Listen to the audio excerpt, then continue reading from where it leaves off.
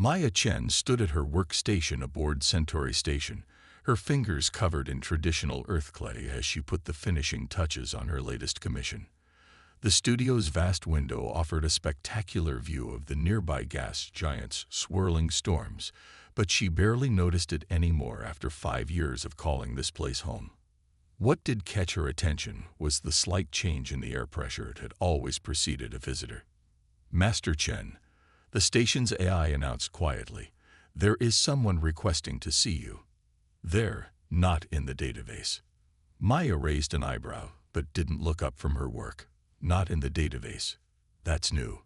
Usually, the only ones who make it past station security are registered diplomats or art collectors. This visitor appears to be neither.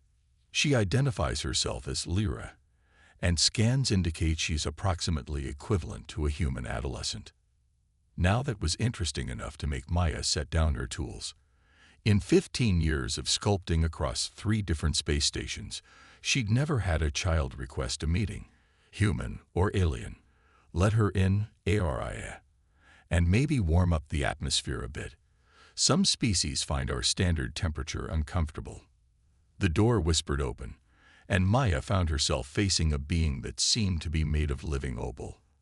Lyra stood roughly as tall as a human 12-year-old, her translucent skin shifting with colors that rippled like aurora borealis. Where a human would have hair, delicate crystalline filaments floated as if suspended in an invisible current. "Welcome to my studio," Maya said, wiping her hands on her apron. "I'm Maya Chen, the clay shaper who speaks to stones," Lyra responded, her voice carrying harmonic overtones that made the clay pots on nearby shelves vibrate slightly. "I have traveled far to find you." Maya gestured to a sitting area designed to accommodate various alien physiologies. "Please, make yourself comfortable. Though I have to admit, this is unusual. I don't often receive visitors your age, especially unaccompanied." "Age is measured differently among my people," Lyra said, settling onto a hover cushion. "I am young by your standards, yes, but I come as the chosen representative of my world, Luminara. We are dying, Master Chen. Not individually, but as a civilization." Maya felt a chill run down her spine despite the warm studio air. "I'm sorry to hear that, but I'm not sure how I can help. I'm an artist, not a—" "You are precisely what we need," Lyra interrupted, her colors shifting to deep blues and purples. "My people, the Lumini, exist as much in memory and resonance as in physical form. Our world is becoming uninhabitable due to our star's acceleration toward its red giant phase. We have perhaps 50 of your years before we must abandon our homeworld." "That's terrible, but surely there are other worlds." "We can survive physically elsewhere, yes, but our civilization, our culture, it is bound to the crystalline formations of our world. The songs and stories and memories of countless generations are stored within them. When we leave, all of that will be lost." Lyra's voice carried a depth of sorrow that made Maya's chest ache. Unless someone can find a way to translate those memories into a form that can travel with us. We have tried with our own artisans, but the results are static, dead. But you create works that carry emotion, that resonate with life itself. We have studied your sculptures, Master Chen. They contain something our science cannot explain." Maya walked to a shelf and picked up a small piece she'd made years ago, a simple spiral that somehow captured the feeling of a child's first laugh. "You want me to help preserve your civilization's memories in clay." "Not just any clay," Lyra said, reaching into a fold of her shimmering garment. She withdrew a small container that seemed to bend light around it. "This is processed from the same crystalline matrices that store our ancestral memories. But it requires something else, something we believe only a human artist can provide." Maya took the container, and even through its shielding, she could feel it humming with potential. Her fingers tingled with the urge to shape it, to discover its secrets. It was the same feeling she'd had when she'd first touched clay as a child, that sense of unlimited possibility. "If I agree to help," Maya said slowly, "This would be more than just a commission. We'd be attempting something entirely new, wouldn't we?" Lyra's colors shifted to a gentle gold. "Yes, we would be bridging not just species, but fundamentally different ways of experiencing reality. It could be dangerous. It will certainly be difficult. But it might also be the most important work either of us ever undertakes." Maya looked at her clay-stained hands, then at the container of alien memory clay, and finally at the young being who had traveled across the galaxy to find her. She thought about all the Earth artists whose works had been lost to time, all the civilizations whose songs and stories lived on only in fragments. "When do we begin?" The memory clay sat in the center of Maya's workbench, its surface rippling like quicksilver in the station's artificial light. 3 days had passed since Lyra's arrival, and they'd spent most of that time setting up proper containment fields and monitoring equipment.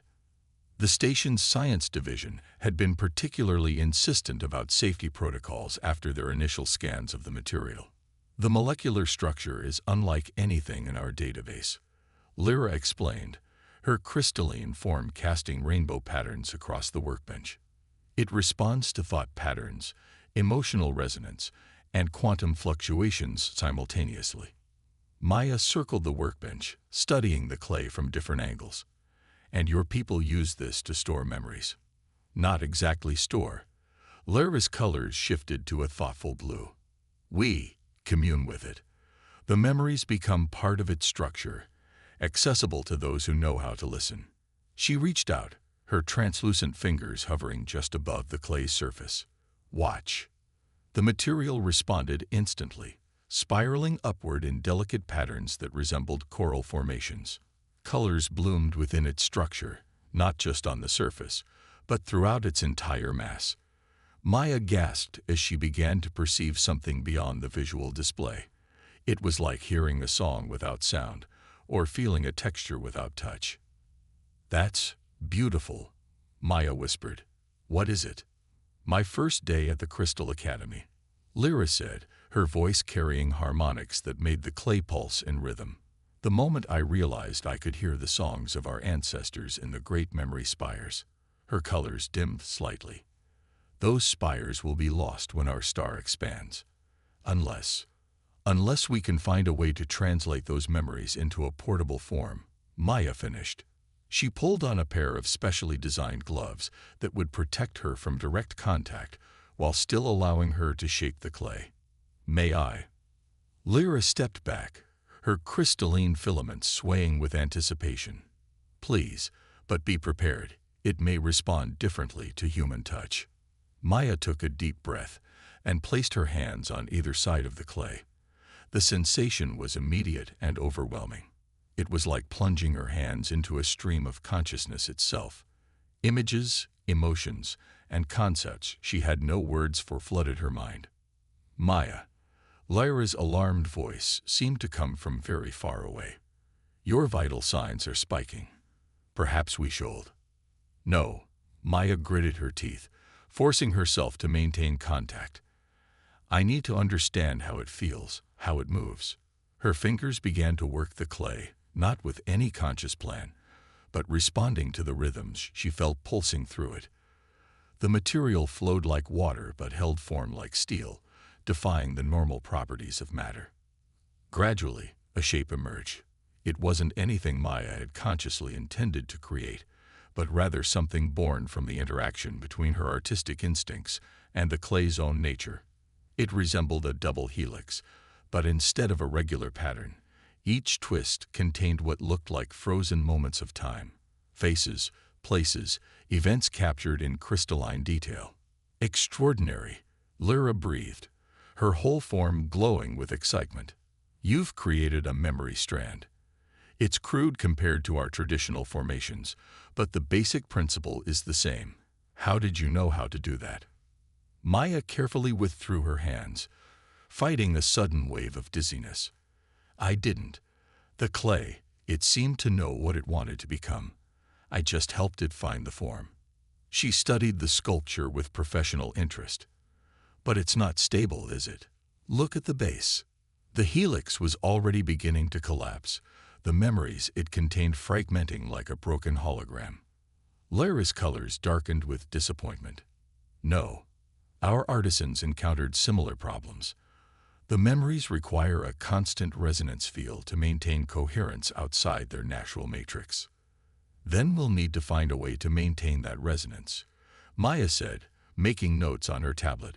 But more importantly, we need to understand why it responded the way it did. When I touched it, she paused, searching for words to describe the experience. It was like the clay was trying to communicate directly with my nervous system. That shouldn't be possible, Lyra said, her form flickering with concern. Humans don't have the neural patterns necessary to interface with memory clay.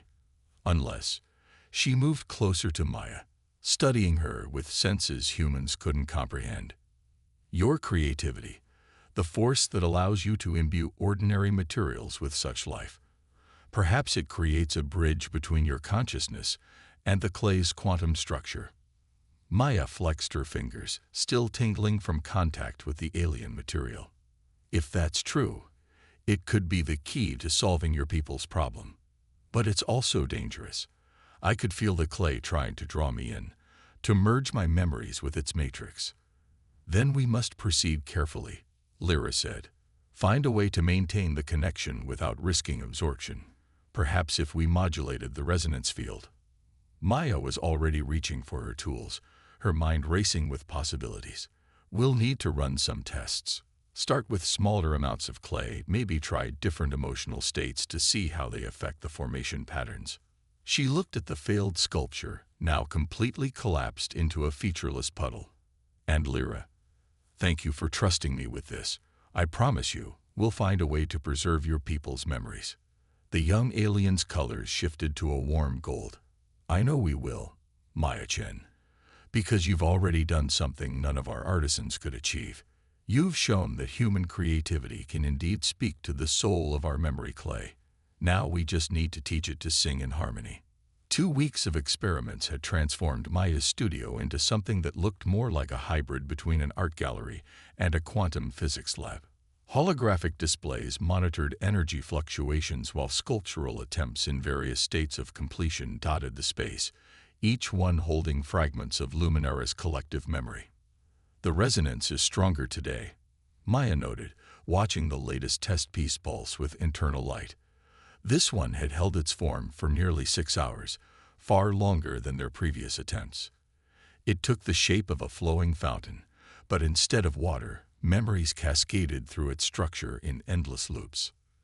Lyra hovered near the sculpture, her crystalline form vibrating in harmony with it. Yes, but look at the pattern degradation in the lower segments. The memories are starting to fragment. Maya adjusted the containment field, frowning at the readings. Their progress had been steady but frustratingly slow. Every breakthrough seemed to come with new complications. We're missing something fundamental about how your people connect with these memories. When you access the memory spires on your world, what exactly happens? It's difficult to explain in human terms. Lyra's colors shifted through thoughtful shades of blue. We become one with the memory, while somehow remaining ourselves. It's like being in 2 places at once, Maya suggested, remembering the strange sensation she'd experienced during her first contact with the memory clay. Yes, exactly. Lyra's entire form brightened. The memories don't just play like recordings. They exist in a state of quantum superposition, both past and present simultaneously. She paused, her colors darkening slightly, which might explain why we're having trouble maintaining stability in these sculptural forms. We're trying to force quantum states into classical structures. Maya walked around the fountain sculpture, studying how the memories flowed through its channels. Then maybe we're approaching this wrong. Instead of trying to make the memories conform to traditional sculptural forms, what if we let the quantum nature of the clay guide the design? She reached for a fresh batch of memory clay. But Lyra's voice stopped her. Maya, your neural readings from the last session. The resonance between you and the clay is growing stronger. Are you sure it's safe to continue? Maya flexed her fingers, remembering the lingering sensations from their previous attempts. The connection with the clay was indeed getting stronger, and sometimes she found herself dreaming in quantum patterns, her mind filled with memories that weren't her own. But they were so close to a breakthrough. "We'll adjust the containment fields," she said, pulling on her protective gloves, "and you'll monitor the resonance patterns. If they spike too high, we'll stop immediately." Lyra's colors swirled with concern, but she moved to the monitoring station. "Ready. Please, be careful." Maya placed her hands on the clay and immediately felt the familiar rush of connection. But this time, instead of trying to impose a shape on the material, she closed her eyes and listened to its quantum song. The clay responded, flowing and shifting under her fingers like liquid starlight. "The resonance patterns are stabilizing," Lyra reported, her voice tight with concentration. "But your neural activity is approaching critical levels." Maya barely heard her. She was lost in the dance of quantum possibilities, feeling the memories move through her like waves of light.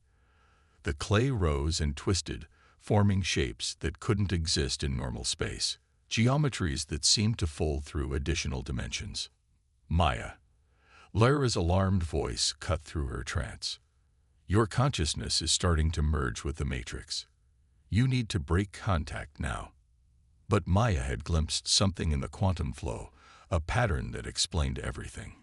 "Just one more moment," she gasped, her fingers moving with desperate precision. "I can see it. I can see how your people do it." The clay surged upward, forming a structure that seemed to exist in multiple states simultaneously. It was a tree and a spiral and a wave and a dance, all at once, and none of them completely. Memories flowed through it not in linear paths, but in quantum superpositions, each one maintaining its integrity while somehow sharing space with countless others. "Impossible," Lyra whispered, her form flickering with amazement. "You've created a quantum memory matrix, but how?" Maya stumbled backward, breaking contact with the clay. The room spun around her as reality reasserted itself. "Because," she said, fighting to focus her vision, "I stopped trying to make it work like human art. I let it be what it truly is, a bridge between states of being." The sculpture continued to shift and flow, but unlike their previous attempts, it remained stable. Memories sparkled through its structure like stars in a living galaxy, each one pristine and accessible. "You've done it." Lyra's voice was filled with wonder. This could actually work. We could create matrices like this to preserve our most essential memories, our core cultural knowledge." Maya watched the play of light through the quantum sculpture, feeling echoes of its memories still dancing in her mind. "Not just preserve them," she said softly. "This form allows the memories to grow, to interact with each other in new ways. It's not just a storage system, it's a living archive." But as she took a step toward the monitoring station, her legs buckled. The price of touching such deep quantum patterns was becoming clear. "Though we may need to find a way to do it that doesn't involve quite so much direct neural contact. I don't think my human brain is meant to process reality on quite so many levels at once." Lyra moved to support her, the alien's crystalline form cool against Maya's feverish skin. "Rest now. You've shown us the path forward. We can work out the safer methods together." As Maya sank into a chair, she watched the quantum memories dance through their new home. For the first time since Lyra had arrived, she felt certain they would succeed. They would find a way to preserve Luminara's cultural heritage, not as static records but as living memory, ready to grow and evolve with its people. The next step would be to scale up the process, to create matrices large enough to hold the essential memories of an entire civilization. But that challenge could wait until her head stopped spinning and the quantum echoes faded from her dreams. Maya woke to find her hands glowing with a faint opalescent sheen.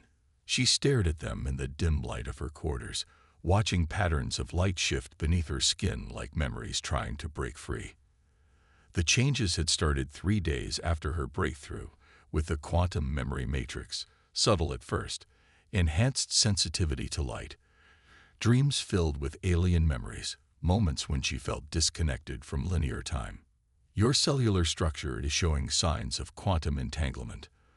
Dr. Sarah Vale, the station's chief medical officer, said as she studied the latest scan results. It's as if your prolonged exposure to the memory clay has begun rewriting your basic physical matrix. Lyra hovered nearby, her crystalline form dimmed with worry. This is my fault. I should have recognized the signs earlier. On our world, only those born with specific quantum resonant patterns can safely handle memory clay. We never considered what prolonged exposure might do to a human physiology. You couldn't have known, Maya said, flexing her glowing fingers. She could feel the memories now, not just when touching the clay but constantly. Thousands of years of alien experiences flowing through her consciousness like a river of light. And we're too close to stop now. The latest matrix is holding stable, and we've barely begun the major cultural translations. At what cost? Dr. Vale demanded, pointing to the scan results. Your neural patterns are shifting. If this continues, you might not remain human. I'm not sure I'm entirely human now, Maya admitted quietly. She stood and walked to the window, watching the gas giant's storms swirl below the station. In the reflection, she could see faint traces of crystalline structures beginning to form along her hairline. But I don't think that's necessarily a bad thing. Maya, Lyra's colors pulsed with distress. We can find another way, perhaps if we modify the containment fields. There isn't time, Maya interrupted. Your star's expansion is accelerating, isn't it? That's why you came to me now, why you were willing to trust an alien artist with your people's memories. Lyra's form flickered, her colors shifting to deep, sorrowful blues. Yes, our latest calculations give us less than 30 years, not 50 as we initially thought. But that doesn't mean you should sacrifice yourself. Maya turned from the window, her altered eyes now capable of seeing the quantum patterns that flowed through all things. I'm not sacrificing myself. I'm evolving. The memory clay isn't just changing me, it's teaching me.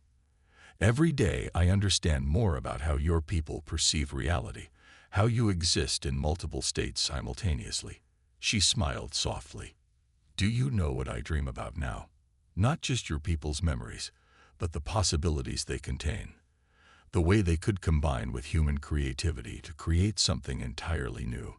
Dr. Vale stepped forward, her medical scanner humming. The changes are accelerating. If we don't find a way to stop this process, then we need to find a way to control it, Maya said firmly. To direct it towards something useful. She walked to her workbench where the latest quantum memory matrix pulsed with internal light. Lyra, you said your people become one with the memories while remaining themselves. What if that's the key? Not fighting the transformation, but learning to exist in both states.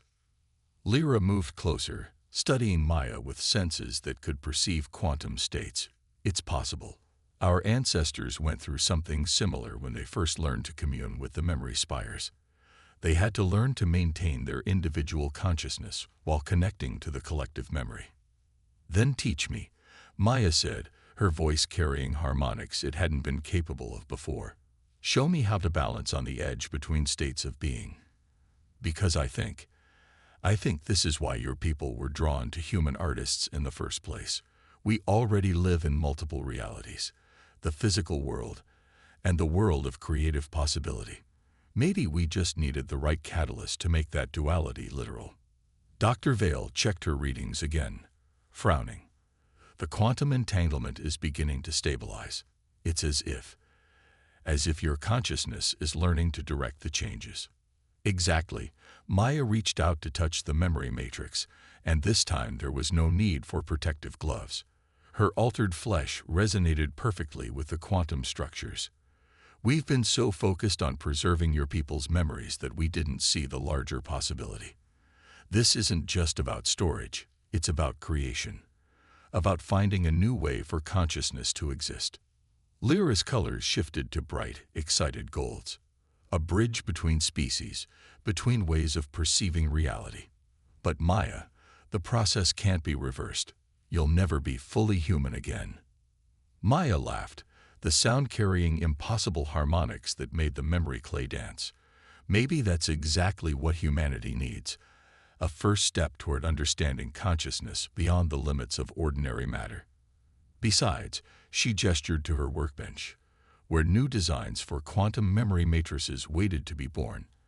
I have so many ideas for sculptures that exist in quantum superposition. How could I possibly go back to working in just 3 dimensions? 6 months after Maya's transformation began, Centauri Station's largest observation deck had been transformed into a gallery unlike any in human space. Quantum memory matrices floated in carefully calibrated containment fields, each one a masterpiece that existed in multiple states simultaneously. They drew viewers into impossible geometries, where the memories of an alien civilization danced with human creative expression. Maya moved among her creations, her form now a hybrid of human and crystalline structures. Her skin held the same opalescent sheen as Lyra's, though she retained her human shape. When she spoke, her voice carried harmonics that made the quantum sculptures resonate in response. The first shipment of matrices will be ready for transport next week, she told the assembled group of human and Lumini officials. Each one contains not just memories, but the living essence of your culture, art, science, philosophy, all preserved in forms that can grow and evolve with your people. The Lumini delegation's colors rippled with approval as they studied the nearest sculpture. It appeared to be a great tree one moment, its branches holding countless memory fragments like crystalline fruit. The next moment, it was a flowing river of consciousness, then a spiral galaxy of experiences, each state equally real and present. You've done more than preserve our memories, the Lumini High Archivists said, their form shimmering with emotion. You've given them new life, new ways to interact and combine. These matrices will allow our culture to flourish even after we leave our homeworld. It was Lyra's trust in human creativity that made it possible, Maya said, smiling at her young friend who now served as liaison between their species. She saw potential where others saw only limitations. Lyra's colors brightened with pride. And you were willing to risk everything to help us. The changes you've undergone were worth every moment, Maya finished. She held up her hand, watching quantum patterns flow beneath her skin. Besides, I'm not the only one who's changed. She gestured to a corner of the gallery where a group of human artists worked with smaller pieces of memory clay, learning to connect with its quantum nature. Each had begun showing signs of transformation, their bodies adapting to bridge the gap between human consciousness and quantum reality. But unlike Maya's rapid, crisis-driven change, theirs was controlled, guided by the techniques she and Lyra had developed. A new school of quantum artists, the human ambassador mused, watching one of them shape a memory matrix that captured the feeling of Earth's oceans, creating works that exist in multiple states of reality. The cultural exchange goes both ways, it seems. As it should, Maya said. She walked to the center of the gallery where her masterpiece slowly rotated, a vast quantum sculpture that somehow captured the essence of both human and Lumini consciousness. Within its complex structure, memories from both species intertwined, creating new patterns of thought and experience.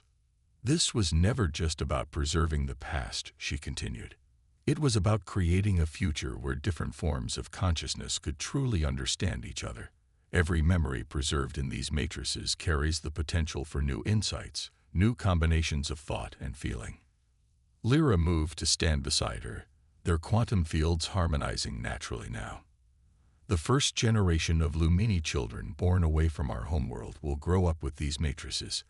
They'll learn our history not as static records, but as living memories they can explore and interact with.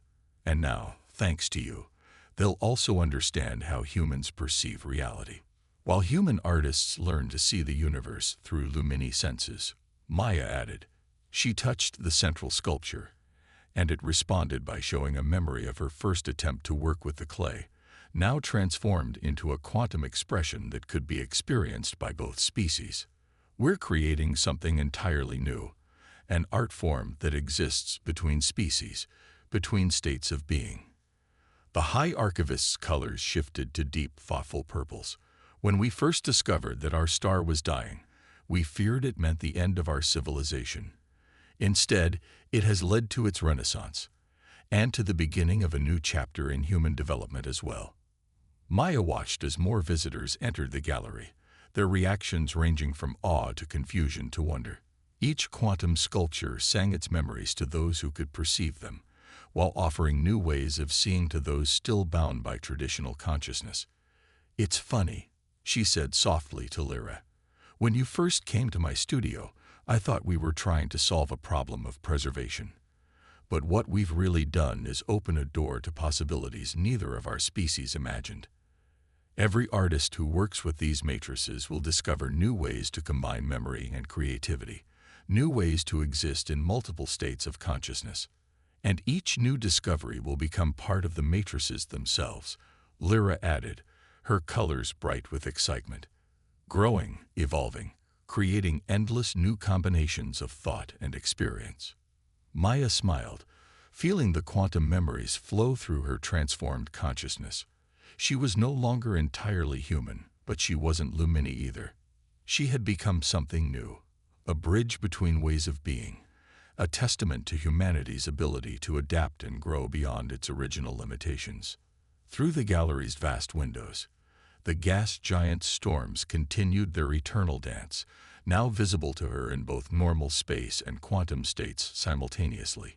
In its swirling patterns, she saw endless possibilities for new forms of art, new ways of preserving and sharing consciousness across the boundaries of species and space. The age of quantum art had begun, and with it, a new chapter in the story of both their